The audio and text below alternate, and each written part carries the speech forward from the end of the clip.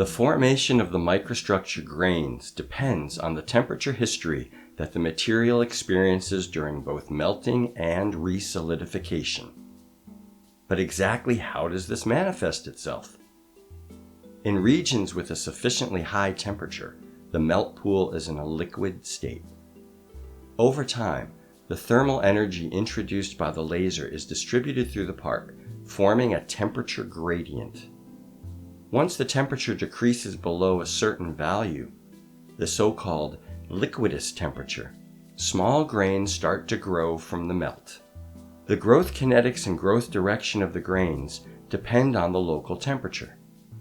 The grains grow as long as the temperature is in a suitable range or until they come into contact with other grains that hinder further growth. The entirety of all grains, including their sizes, shapes, and orientations, is what we call microstructure. The simulation method that we use for this process is a cellular automaton. This method uses a mesh to discretize the space and map the temperature data onto the mesh. The growth kinetics of the grains is then computed with the help of analytical models. The result of this simulation is the final microstructure. An example of such a simulated microstructure might look like this.